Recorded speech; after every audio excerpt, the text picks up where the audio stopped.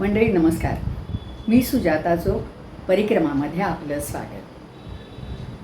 गौरी गणपती आणि नवरात्र झाली की साधारणपणे सगळे सणवार संपले असं म्हणजे चातुर्मासातलं बरंचसं हे झालं, सणवार व्रतवैकल्य. आणि आता अगदी थोडासा काळ चातुर्मासाचा उरला आहे. त्याच्यामध्ये फक्त एक मोठा सण येणार आहे, तो म्हणजे दिवाळी.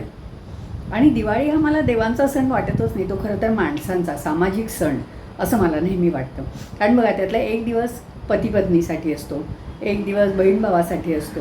त्यामुळे हे 2 दिवस तर अगदी खास करून आपल्या नातेवाईकांसाठी असे असतात. आणि एकूण मित्रमंडळी एकमेकांना भेटणं, लक्ष्मीपूजनाच्या निमित्ताने एकमेकांकडे जाणं, असं सगळं ते माणसांनी एकत्र येऊन साजरा करण्याचा सण म्हणजे दिवाळी.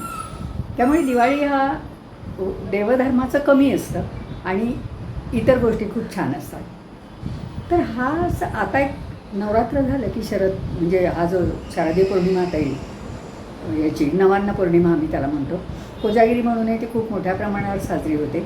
पण नवान्न पौर्णिमा, कारण आता शेतामध्ये सगळी भातं वगैरे तयार झालेली असतात. आमच्या भागामध्ये काय असतं की कोकणात बऱ्याच ठिकाणी ते असतं की नवी तयार करायची. नवान्न पौर्णिमेला नवी म्हणजे एक आंब्याचं पान, एक झेंडूचं फूल आणि नव्या भाताची खूपशी कणसं काढून आणायची आणि त्यातला एक कणीस असं घेऊन ती नवी अशी बांधायची दोरीने, सुतळीने दोरीने बांधायची. घराला पण त्या नव्यांचं तोरण, त्यानंतर बरीच नवी बांधलेली असायची आणि ती प्रत्येक म्हणजे देवांच्या देव्हाऱ्याला 1-2-3 बांधायची, देवळात बांधायची. त्यानंतर आमची तिजोरी होती, तिजोरीला बांधायची. हडपा, पेट्या, टेबल खुर्च्या सगळ्या ज्या काही वस्तू म्हणून असतील तिथे ती नवी बांधायची. एक सिंगल असं नवं केलेलं असायचं खूप. आणि आदल्या दिवशी रात्री आम्ही ती नवी सगळी बांधत बसलेली असायचो. आणि त्या दिवशी काय असं म्हणजे नवान्न पौर्णिमेच्या दिवशी हा सण शेतकऱ्यांचा खास. आता पिकं आलेली आहेत हातात, मग त्यातलं थोडंसं कांडून भात घ्यायचं, सडलेलं वगैरे नाही, कारण तोपर्यंत भातं मळणी वगैरे झालेली नसते. तर थोडेसे तांदूळ काढून घ्यायचे त्यातले, त्या कणसांमधले, आणि ते खिरीमध्ये, भाताची खीर असते त्या दिवशी, खिरीमध्ये घालायचे आणि थोडे आपल्या भातात पण घालायचे. म्हणजे त्या दिवशी नवान्न म्हणजे नवं अन्न सुरू करायचं देवाला नैवेद्य प्रसाद करून. तर एक नवान्न पौर्णिमा एक खूप मोठ्या प्रमाणावर, आता आमची शेती नाही आहे पण नवान्न पौर्णिमा तरीही असते. नवी बांधली जात नाहीत आता, पण साजरं थोड्या प्रमाणावर ते होतं. तर हा जो ऋतू आहे ना, हा चैतन्याचा ऋतू. सगळं तयार झालं आहे, लोकांच्या मनामध्ये खूप उत्साह, आनंद आणि त्याला जोडीला ते वातावरण असतं. आता बघा, हवा पावसाळ्यामध्ये कसे ढग वगैरे येतात, नंतर असं कोंदट वाटतं, कुंद हवा निर्माण झालेली असते, ढगाळ असतं वातावरण, मळभ येतं सारखं, पाऊस असतो, चिखल होतो, मग आपल्याला एवढा उत्साह नसतो. आणि नुसत्या ढगाळ वातावरणाचं काही लोकांचं डोकं दुखायला लागतं, इतकं ते वातावरण असं उदास वाटणं करेल आपल्याला, असं असतं. त्यामुळे सृष्टीची आजूबाजूची जी निसर्ग आहे त्याचा परिणाम माणसाच्या मनावर खूप होतो. तसा तो आता आपल्या मनावर, आता कसं झालं आहे, शारदीय पौर्णिमा ही आता, त्यानंतरचं जे फेब्रुवारी, साधारण जानेवारी-फेब्रुवारीपर्यंतचा काळ जो आहे तो अतिशय उत्साहाचा काळ असतो. कारण हवा पण खूप छान कोरडी हवा असते एकदम. त्या काळामध्ये तुम्हाला फिरावंसं वाटतं, ट्रिपला जावंसं वाटतं. आता आमच्या वेळी कसं, आणि स्वाभाविकपणे माझं मन भूतकाळात जातं. जसं मी तुम्हाला म्हटलं, भूतकाळातल्या आठवणी रमणीय असतात, माझ्या बाबतीत पण त्या आहेत. आणि तिथे मला विचार करावा असा वाटतो सगळ्या गोष्टींचा. मी लघुउद्योग विकास महामंडळात नोकरीला होते. त्या काळी ही 1966 ते 67-68 या काळातली गोष्ट आहे. तर मी नोकरीला ज्यावेळी लागले तेव्हा मला पगार होता 120 रुपये. आणि त्यातसुद्धा आम्ही उत्तम प्रकारे दिवाळी वगैरे साजरी करत होतो. तुम्ही म्हणाल कसं, तर मी ज्यावेळी जॉईन झाली तिथे त्यावेळी आधीच तिथल्या कर्मचाऱ्यांचा दिवाळी फंड नावाचा प्रकार सुरू होता. ते अकाउंट्समधले काही लोक होते, अत्यंत हौसेने लोक, सगळे आपल्यासारखेच कमी पगारवाली माणसं, माझ्यावर थोडे जास्त असतील, मी नवी असल्यामुळे कमी असेल. तर त्यातले दर महिन्याला विशिष्ट रक्कम, 10 रुपये, 20 रुपये, अगदी 10 पण देणारे होते लोक, 20 रुपये, 25 रुपये, ज्याला जे परवडतील ते, पण एक ठरलेली रक्कम. म्हणजे या महिन्यात 10 दिले आणि पुढल्या महिन्याला 20 दिले असं नाही चालणार. तुम्ही 10 देणार असाल तर 12च्या 12 महिने 10 द्या. नंतर ते अकाउंटचे जे लोक होते ते सगळे पैसे जमा करायचे आणि ते जमा करून विशिष्ट तारखेला बँकेमध्ये रिकरिंग अकाउंट असायचं, तिथे ते उघडलेलं असायचं, तिथे ते नेऊन भरायचे आणि वर्षाच्या शेवटी सगळी रक्कम विड्रॉ करायची आणि ज्याचा ज्याचा जेवढा शेअर असेल, म्हणजे कोणी 20-25 वाले असतील, ते हिशोब त्यांना करावे लागायचे. ते अत्यंत हौसीने ते लोकं ते काम करायचं. मला कौतुक वाटतं त्यांचं. आणि मग ते आम्हाला पैसे, आम्हीच जमवलेले पैसे दिवाळीच्या एक 8-15 दिवस आधी आम्हाला मिळायचे. आणि आता काहीतरी आम्हाला बोनसही मिळायचा त्यावेळी. एक पगार असेल किंवा 20% वगैरे जो काही त्यावेळी डिक्लेअर होईल तो, पण तो दिवाळीच्या आधी बोनस मिळायचा. बोनस द्यायची प्रथा होती. मी सरकारी महामंडळात होते, त्यामुळे तिथे तर खूप कमी असेल पण ते वेळच्या वेळी मिळायचं आणि मग आनंद असायचा त्यामुळे. आणि तुमचं जर प्लॅनिंग योग्य असेल त्या, आणि सगळेच कर्मचारी आमच्यासारखे मध्यमवर्गीय सरकारी नोकरीत असलेले, त्यामुळे प्रत्येकाला थोडंसं काही ना काहीतरी जमवायची बचत करून सवय होती. तर त्याच्यामध्ये सुद्धा आम्ही बऱ्यापैकी सणवार साजरे करत होतो. कसं व्हायचं की सेल, एरवी आम्हाला सिल्कच्या साड्या परवडायच्या नाहीत, त्यामुळे आम्ही वाट बघायचो की फोर्टमधली अनेक दुकानं, जे एरवी आम्ही विंडो शॉपिंग आपण म्हणतो ना, ते पुतळ्यांना नेसवलेल्या साड्या, घातलेले कपडे, तर आम्ही असे फिरायचो. म्हणजे दुपारी लंच टाईममध्ये वगैरे मजा यायची बघायला. आणि मग कधी कधी म्हणायचो ही साडी जर सेलमध्ये आली तर आपण घेऊया हां. आणि मग सेल जिथे जिथे लागेल तिथे आम्ही फिरायचो. आमच्या 5-7-8 मैत्रिणी ज्या असतील त्या ठरवून संध्याकाळी ऑफिस सुटलं आणि सांगू ना, तो काळच खूप आनंदाचा होता. ऑफिस होतं 9 ते 6. 6ला तुम्ही सुटलात की कोणी मोबाईल नव्हतेच, त्यामुळे तुम्हाला त्यानंतर काम करण्याचा प्रश्नच नव्हता. पूर्ण आमचा वेळ असायचा तो, त्यामुळे तो आनंदाचा असायचा.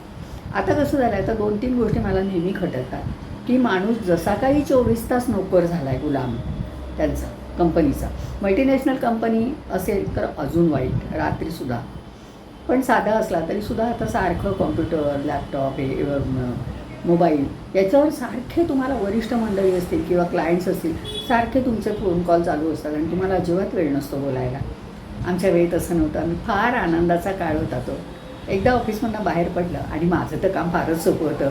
पेंडिंग काहीच नसायचं, कारण मी रिसेप्शनिस्ट आणि टेलिफोन ऑपरेटर, त्यामुळे काम पेंडिंग असायचं काही माझ्या बाबतीत प्रश्नच नव्हता. तर आम्ही सगळ्या मिळून जायचो, साड्या वगैरे खरेदी व्हायच्या वेगवेगळ्या ठिकाणी. नंतर फोर्टमध्येच एक ग्रीटिंग कार्डांचं दुकान होतं. त्या दुकानात जाऊन ग्रीटिंग्स घ्यायची वेगवेगळी, प्रत्येक मित्रमंडळींसाठी नातेवाईकांसाठी वेगळी कार्ड घ्यायची. ती विशिष्ट 7-8 दिवस आधी आम्ही पोस्ट करायचो. स्टॅम्प आणावे लागायचे, कारण तिकीट याच्याबरोबर पाकिट येतं, पण स्टॅम्प आपल्याला लावावे लागतात ना ग्रीटिंगला. एक खूप मोठं ते काम असायचं, त्यात खूप आनंद असायचा. तर हा त्या काळात चुकतो. इकॉनॉमी आपण म्हणतो की अर्थशास्त्र काय, तर गृहिणींचंच नव्हे, त्या काळी त्या पुरुषांचंसुद्धा ते बचत करून घरातल्या व्यक्तींसाठी काही ना काहीतरी घेत राहणं.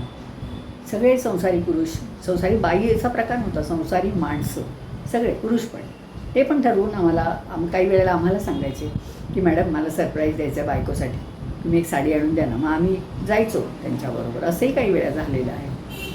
तर ही जी खरेदीची मजा होती. आता कसं झालं आहे की जसं मी म्हणते की ते काहीतरी, आता मला असं कळलं की ते मार्चमध्ये ॲप्रेझल नावाचा एक प्रकार असतो म्हणे, की तुम्ही काम किती प्रमाणात चांगलं केलं आहे वगैरे, आणि त्याच्यावर तुम्हाला काही विशिष्ट रक्कम दिली जाते. ती बोनससारखी आपण मानली तर ती वाटेल तेव्हा दिली जाते.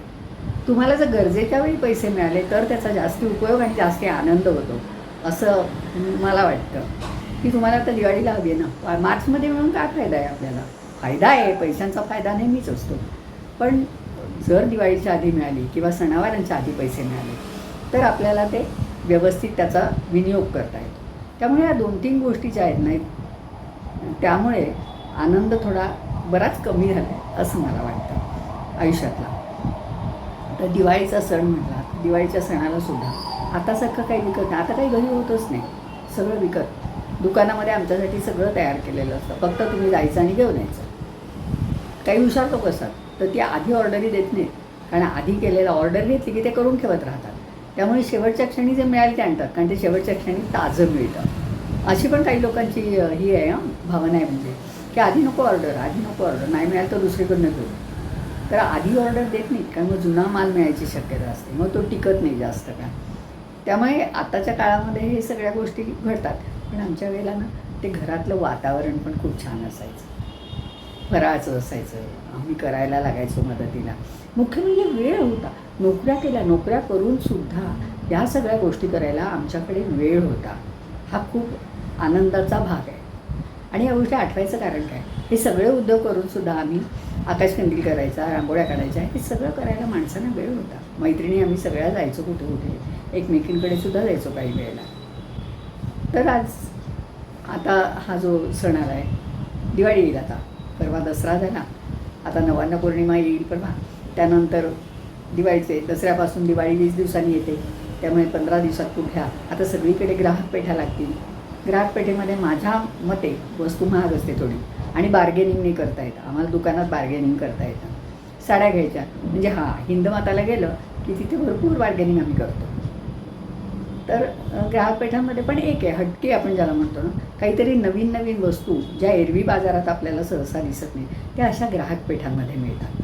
आणि छोट्या छोट्या उद्योजकांना पण आपल्याकडनं थोडी मदत होते त्या निमित्ताने. त्यामुळे तिथे आम्ही जातो, दरवर्षी जातो. ग्राहकपेठांना जाण्याचं आणखी एक कारण म्हणजे काय, आमची पार्ल्यातली जी आहे ग्राहकपेठ दरवर्षी असते, आता भरणार ती.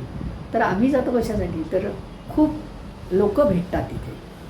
स्टॉल तर आम्ही बघतोच सगळे, थोडीफार खरेदीसुद्धा करतो, पण माणसं एकमेकांना भेटतात तिथे. सामाजिक, मी आता जसं म्हटलं ना की ते सामाजिक सणांकडे वातावरण आहे, ते सामाजिक सणांचं ते वातावरण आहे देवापेक्षा.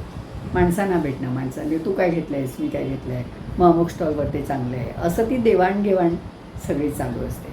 आता मला असं झालं आहे की ते ग्राहकपेठ कधी लागेल, आमचं ठरलं आहे कधी जायचं. मी आणि माझ्या 2 मैत्रिणी आहेत, आम्ही नक्की जाणार. तुम्हीसुद्धा तुमच्या आसपासच्या ग्राहकपेठेत जात असाल, आणि जात नसला तर जा. ऑनलाईन खरेदीला काही मजा येत नाही. आपण स्वतः ज्यावेळी दुकानात जातो, साड्या बघतो, याचं फुलं म्हणायचे तसं आहे की या साडीचा पोत, त्या साडीचे काठ, त्या साडीचा पदर, हे सगळं एकत्र असलेली एखादी साडी आहे का. तर असं ते आपल्याला खूप तिथे निवड करायला चान्स असतो. ऑनलाईन आता मी मागवली, मध्यंतरी एक मागवली, पण एक मागून मी थांबले, कारण मला मजा नाही आली त्याच्यात. मला हवी होती ती साडी मिळाली, पण मला असं वाटलं की आता आणखी काहीतरी वेगळं असू शकेल, नाही का. समोर दिसत नाही ना. दुकानात आपण जेव्हा जातो तो 1 नाही 100, 200, 500 साड्या दिसतात आपल्याला. किंवा ड्रेस मटेरियल असेल, आपण जातो त्यावेळी आपल्याला खूप छान वेगवेगळ्या गोष्टी तिथे दिसतात. त्यामुळे ऑनलाईन वगैरे ठीक आहे, ज्यांना वेळ नाही ते त्यांच्यासाठी ते सोयीचं सुद्धा आहे. पण आणि गर्दी असते, काही लोक म्हणतात छे कोण जाणार त्या गर्दीत. पण हे शेवटी हे व्यक्तिपरत्वे वेगळं असतं विचार. माझा विचार असा आहे की ती गर्दी जी असते ना, मला आवडते, कारण ती गर्दी पॉझिटिव्ह विचारांची असते. खरेदी करण्यासाठी आलेली गर्दी असते. खूप आनंदात असं गोंगाट करत असतात, एकमेकांची हाक मारत असतात मोठमोठ्याने. परवा मी एका हॉटेलमध्ये गेले होते, माझ्या मुलाचा वाढदिवस होता, आम्ही जेवायला गेलो होतो. तर तिथे एक कुटुंब आलं होतं, 7-8 लोक होते, आणि एका विशिष्ट समाजाचे होते. तुमच्या कदाचित लक्षात येईल, मी सांगणार नाही. तर खूप गोंगाट करत होते ते लोक, आणि मागवत होते वेगवेगळे पदार्थ काहीतरी. पण मला खूप मजा येत होती. आमचं एकमेकांशी बोलणंसुद्धा मला ऐकायला येत नव्हतं, तरी मी आपली त्यांचं मजा बघत बसले होते. आणि मला असं वाटतं किती छान आहे ना, किती मजा करत आहे ते लोक. आनंदी लोक बघायला मिळणं हे सुद्धा स्वतःला सकारात्मकतेकडे नेणारी गोष्ट आहे. तर मला हा सगळा आता फेब्रुवारीपर्यंतचा काळ तुम्ही सगळ्यांनी पण एन्जॉय करा. दिवाळीची खरेदी तुम्ही सगळ्यांनी एन्जॉय करा, मजा करा खूप. आता मी येणारच आहे, पुढल्या गुरुवारी परत बोलेनच, त्यावेळी आणखी काहीतरी वेगळं मी बोलेन. पण आता असं वाटलं की आता देवादिकांचं थोडं बाजूला ठेवून आता जरा वेगळा आहे माहोल आजूबाजूचा, वेगळं बोलूया. म्हणून मग मी आज ठरवलं की नाही, आता आपला उत्साह, आपला आनंद लोकांमध्ये वाटूया आपण. तर आता मी इथे थांबते, पुढच्या वेळी पुन्हा भेटूया. धन्यवाद.